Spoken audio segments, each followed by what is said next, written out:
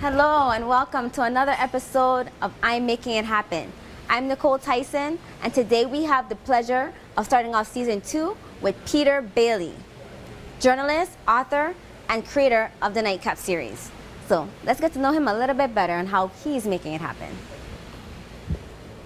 Thank you so much for being with I'm us. so happy to be with you, Nicole. Like, this is I'm like happy, awesome. hanging out, Awesome. beautiful Really Nicole. appreciate it. Of course. So basically, we just want to find out how you're able to make it happen. You're from St. Thomas. You know, you've done a lot of things. You travel all over the world. You have a lot of success, and we just want to find out how are you able to strategize where you are today. You know, I tell people all the time that all life really is a constant battle against your disbelief. You know, we come into the world with a clean slate, and every individual has the ability to change the world. Each individual is a master of their universe, and they could write their own story. And I've done it. You know, I have everything I've ever wanted, and I have everything I've wanted and more. You know, and every kid in the Virgin Islands can have the same thing. But that begins in your thought process. That begins in belief. You know, it's a system of beliefs. And my parents were integral into making me understand that the reality that I believe in is more powerful and more real than the one I see. Because, you know, growing up in the Virgin Islands, growing up in St. Thomas, there's just certain things that if I felt that was reality, I wouldn't be here right now. You know, I wouldn't, if I felt that was reality, I'd probably be dead or in prison. So you said that your parents were very instrumental Indeed. in your whole mindset. Of course. That's not common in Caribbean families. Yeah, in Caribbean families, you know, it's funny you say, it's a very good question, very good insight. I look at schools and I always see Caribbean parents telling the kids, be quiet, when the truth is, a sign of genius and brilliance is a talkative kid. But we suppress expression. My parents did it. One of my pet peeves is the standards set for our kids. The bar set for our kids is in the toilet. It's in the toilet. Like the standards set for Virgin Islands kids, especially from the public school level, they're not being groomed to go out and be productive owners in life. With Caribbean parents, we need to raise our kids to be better than us. If you worked at a clothing store, your child should own the clothing store. You know, and that's how my parents raised me. My parents raised me to be an independent thinker. So when did you have that interest in being a journalist? You know, on St. Thomas, I saw things that, man, how can I change this? I wasn't rich, you know, and in the Virgin Islands, we have a system where it's a small population controlling a lot. So how can I change something without having the capital to change it? Journalists and writers, to me, always, they influence people. You know, whatever you see in the television, whatever you see on media, whatever you read in books, you take as gospel. So I figured, okay, I could have a certain influence to stir change through words. You know, and that really got me on that road. So when I went off to the University of Delaware, one of my professors, Dr. Dennis Jackson, a guy from Mississippi, we just got together, and it's funny because I didn't really know what a journalist was, because you know when you go to college from the Virgin Islands, you think, okay, you business, engineering to get a job, but my thing was I wanted to pursue my passion. So what was your passion? My passion is to empower society. College is something you go to discover. Whatever your passion is, you elaborate upon it. Right. So basically, I got my first internship at the Village Voice in New York. After that, I went off to write for Newsday in New York. And then after Newsday, I went on to Newsweek magazine and then Time magazine. Just had an incredible run expressing and engaging in the world I always believed in, man. You know, and just got education on life. And then afterwards, I wanted to be closer to my family in St. Thomas. So I went down to Miami, started writing for the Miami Herald, and then Trick Daddy, the artist, asked me to pen his life story. That's right. So I went out, got the book deal, and became a very, very good seller, very successful book, and started Nightcap, started my own show, my own space, to kind of further show those images of us that I believe in. So after doing the biography on Trick Daddy, did that inspire you to create Nightcap? The show, yes, because entertainers have the air of the youth. Right. You know, if you look at They're- society, they influence. they're raising people's kids. We have a lot of single parent homes. So then whatever education these kids are getting, they're getting on television and in the music. I always tell people, Nightcap is really not an interview. It's a forum of, it's an exchange of ideas. Ideas that influence, ideas that inspire. So if I'm having a conversation with, say, Mike Tyson or 50 Cent, we're discussing life, spirituality, motivation, you know? So the kids, they receive that knowledge. So it's really more of an educational program. But since I am in the entertainment business, I guess we always say, Nightcap, I make intelligence entertaining. So let's talk about the kids in the Virgin Islands, because we definitely want to, like you say, empower them and change Indeed. their mindset when in school. Yes. Like when I was watching your interview Yes, with, the Nightcap is actress Brisha Webb. Yeah. Amazing. I Thank loved you. it. I got Thank goosebumps you. watching it, and I Thank felt you. the energy, synergy, and everything transformed in that conversation you were Thank having you. with her. Thank you. Transfer to the children. Yes. And what would you say to, you know, children now in high school in regards to preparing themselves to achieve whatever they want to and not having any limits on their mind? I tell kids all the time, in the game of life, right? Imagine life is a road, because we're on a journey. Stay the course. It doesn't matter what car you're driving in. It doesn't matter who's whizzing by you. It doesn't matter how fast you're going. Just keep going. You'll get there. And along that road, there's going to be obstacles. That's necessary, because those obstacles groom you and prepare you for everything else that's coming. When I started my business, man, I've been lied to, cheated, swindled, robbed. Every way you can exploit a person, I've been there. But that's show business. That's success. That is the game of success. In a game of life, you have to embrace losses as much as you embrace the winnings. People only want to win, but you're going to lose, and you learn the most from losing. And I agree. And a very important thing you said, that the obstacles, you grow through the obstacles and makes you better. But we course. don't really teach children now in school in regards to how to overcome obstacles and even let them know, set them up to know that they will come. Because I think that when we send out our children, and I didn't learn it in school, I learned it through Hard Knocks, is that, you know, you have to persevere Yes, through situations that make you, especially, will make you better. yes. But what do you say to that in terms of preparing their minds to For overcome? rejection. Yeah. We look at adversity as an enemy.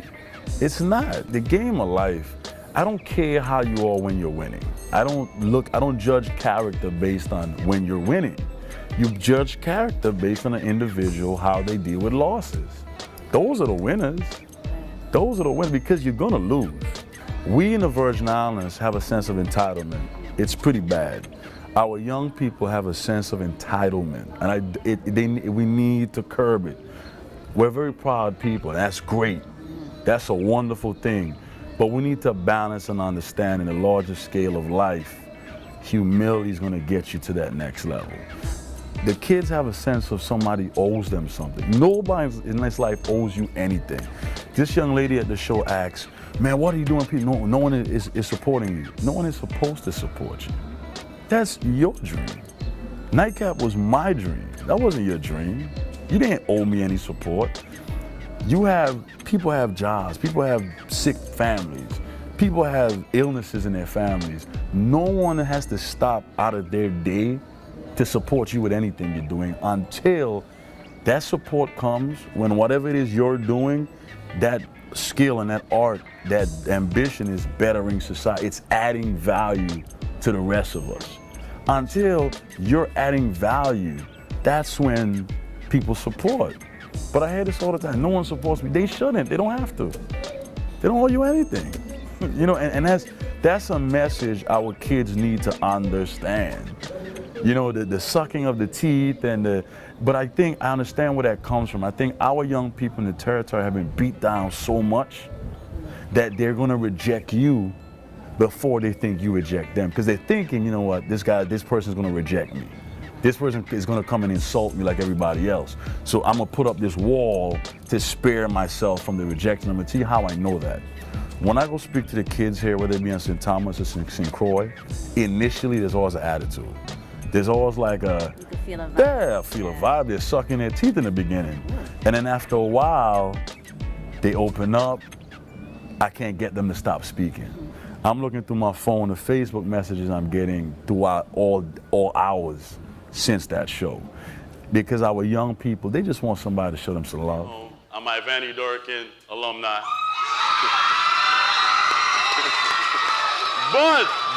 but, we still have love for the Chicken Hawks. We're the Chicken Hawks. They just want somebody to care. They just want, and a lot of times they're acting up for attention. You ever seen a little puppy and you leave in the house and he rip up the house? All he wanted was some attention. I think a lot of our young people are neglected. If you really, I don't know why, I'm just being honest, they're neglected. You know, as I traverse the islands, I see young people, I don't see hope in their eyes. I see young men, it's like, I see young men and they look lost. They look lost. And I agree. But then I think too where that loss comes from is depending on, like you said, somebody else to do something for them. And instead of thinking, how can I make it happen? Like you said, find a need and fill it. Of course. How they can be industrious for themselves. Of right? course. And I think that's what we need to work to give them options.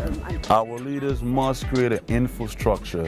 You cannot tell young people to work hard and dream. So they do all this hard work and dream, but there's no payout. We have to give young people a light at the end of the tunnel. They gotta see the future. Somebody asked me, man, how do these kids how you just shoot somebody and kill somebody? Because you don't have anything to look forward to. No value. You don't have it. If you miserable today, tomorrow gonna be just as miserable. When you have things to lose, you have goals to look forward to, you know there's opportunity at the end of this road, you're not gonna take those risks. So it's twofold. Our young people we have to start loving themselves more, but we have to create a society to give them reason to love themselves, if that makes sense. You know what I mean? It does. So yeah. So how do we do that here in the Virgin Islands? Collectively. Right. You know, guys like myself, I can't just talk. I gotta come back and do what I'm doing. We gotta touch these kids. So collectively in the Virgin Islands, we gotta support each other. And I think we spend a lot of time talking about the problems. You know, so how do we fix this thing? Love ourselves enough to believe we deserve better. See, I started to become successful when I decided I deserve better. Like, I think we have to understand, our kids need to understand, they could own these hotels. They could be out on a yacht all days of the week. They deserve that. They can't have this mentality, well, that's what they do. That's what them other people do. That's what them foreigners do. No, this is what we do. This is what we do. You know, we have to love ourselves enough to know we don't deserve the electricity to be coming off. I was in the barber shop, man. I'm getting a cut the day the electricity came off. So I told my guy, when is it gonna come back on? I don't know. See, we gotta know that we don't deserve that. We gotta know that we don't deserve to kill each other. We don't deserve to go to a party and I might get my head blown off. Exactly. And once you have a self-appreciation of self, life is about appreciation of self.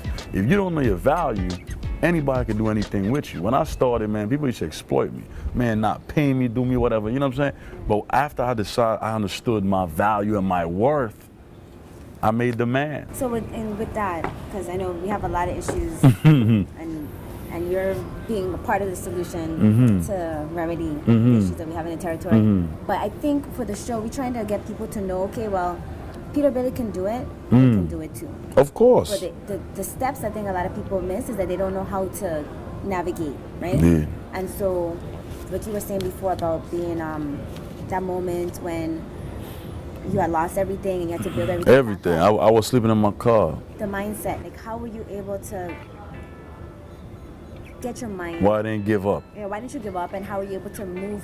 I'll be honest with you. Level? At one point, when I was on the brink of giving up would have been harder So what made you not give up? because I was too deep in. On the game of life and success, if I'm in the jungle, it was closer for me to make it through than turn around and go back. I didn't give up, honestly, because I have just my supporters and the people that watch the show and believe in it, the kids, man. I get emails and letters from around the world from kids, man. That conversation you just had saved my life. That conversation, this one guy wrote to me from prison. He said, I was about to kill my cellmate tonight. He said, I had the shank and everything. I was about to stab him to death. He said, I watched the conversation you had with Boosie. Man, I just asked to get a transfer, now I'm good. So, you know, it's just planting those seeds. So for me, once you start to look at your life as a part of something that matters, see, I think the problem with a lot of people is selfishness. See, when you look at your life and your success is just for you, you're gonna give up. But when you start to recognize, yo, what you're doing is for other people, if you give up, these kids don't have anything positive to feed off of, that they give you the motivation. When you start to understand that your life should matter out here and should add value to society beyond you just having some money in your pocket and flashy stuff, you're not gonna give up because your purpose is gonna keep you motivated. So I didn't give up because I felt God had a serious purpose for my life. And if I gave up, I would have been giving up on everybody. I would have been giving up on his plan for my life. And what steps did you take to pull yourself out and get yourself where you are now? Prayer, and just when you realize that in this world, it's on you. When you realize in this world, nobody's gonna give you anything. Trust me. When I was in that same space, I had friends who were multi-millionaires. They could have kicked me something to easily alleviate. Nobody gave me a dime. One of them is my friend to this day. He told me, he said, I knew you was gonna make it. Rite of passage. That's the rite of passage. That's the steps of success. Once you're alive, you're breathing, you're standing, you can figure it out. You can mess up, start over. Go get a little job, sweep little floors, go back at it. You could always figure it out. The only person we need to feel sorry for, and man, I got buddies who didn't want me to feel sorry for them, is when you go to the doctor, he tell you got 6 months to live. That's real problems. Oh, that's real problems. You broke, you ain't got no money, cool, go to the beach. Enjoy the sunshine, get a plate of food from your mom, your grandmother, or the homeless shelter. Somebody, you know, it ain't the end of the world. You know, I think you know why we stress ourselves out? We put value on things that don't matter. You want Jordans, you want the designer this, the designer that, for what? That's complicating your life more. In this life, you need food, decent place to live. If you got a little money to travel so you can see some different things. We put too much value on things that don't matter. I intentionally started going to Payless the other week to buy some shoes, because these kids need to understand you could buy some little $20 shoes, you good. Because when you promote to these kids all this flashy stuff, they don't have the money to get it, then they go rob and kill to get it. You know, we put a lot of pressure on ourselves to have and live an image, and that further enslaves you. Man, I was out there sitting, you feel that breeze? Man, I was out there sitting down last night. I said, boy, this is paradise, and it don't cost. You could sit on the dock. You could sit on that dock for hours, listen to the birds, watch the water for free. So life is good. Life is not as bad as we think. It's really not. And I think once the kids understand that, look at the beauty around us, that should inspire us. Why are we so mad? People in New York should be mad. That's some ugly gray buildings, yuck. I live there, it's stressful. So giving up, man, once you understand that hardships are just part of this journey called life, you learn to enjoy it. Like now when I'm in the business, I come against a little obstacle. I have fun figuring it out. So, you know, you have time to figure it out. Man, when we discuss these obstacles we have, I'm excited though, because you have people like yourself, young people like the brother behind the camera who want better. And you guys are doing it. You came out here on a Sunday. You know, so that means we have a future. Yeah. We just have now to keep building infrastructure and a support system for these for the future. No, we need more entrepreneurs in the Virgin Islands. I think it's shameful, it's ridiculous that anything we want to do here, it's not owned by local people. I want to sit in a hotel that we own. I want to go sit in a restaurant and I'm giving my money to my people. I want to go on a boat and take a cruise and give my money to a local. You know, I look forward to the day that I'm sitting in restaurants, that I'm going to clothing stores, that I'm turning on the television and it's people who are born and bred here own it. And if someone is not from here, it's okay. It's okay, because to me, the beauty of a democracy is people coming to a place and adding to it. But I don't see that happening here. Right. I see people living here but want nothing to do with the place. So we gotta fix that. We gotta fix that, because I'm tired of giving my money to people that don't respect me. Well, I appreciate Tired. you, and I appreciate you coming back, and he's going to be coming back every month. And Yes, I do do. this Definitely event. trying to bring Right. Nightcap every month to the Yeah, territory. make sure you take a look at Nightcap. It's very inspirational. It gave me goosebumps when I watched it. Thank I want you. to say thank you, because I know you're so busy and you took the time Of on a course. Sunday that you could be on the beach right now. How about with to head us. there right now? So, Peter Bailey, this is Peter Bailey, you all, author, journalist, and again, creator of the Nightcap. He's Indeed. from St. Thomas. He's helping the children here change their Indeed. mindset, and he wants to help improve our economy. And he's not just Indeed. talking about it; he's doing it. Indeed. And so I Indeed. appreciate you. And No, everything thank that you're you, man. doing. I think what you're doing is very inspirational. Thank It's you. needed. It's great. And thank you for being on the Of course, show. of course. And thank you as well for watching. Again, it's I'm Making It Happen. I'm Nicole Tyson. Definitely check out our page on Facebook called I'm Making It Happen. We're also on YouTube. And if you like this interview, definitely share it. It is a sociable thing to do. We definitely appreciate it. And until next time, take care and keep making it happen. Keep making it happen. I'm Peter Bailey, host of Nightcap. I'm in beautiful St. Croix with Nicole Tyson, making it happen. Are you?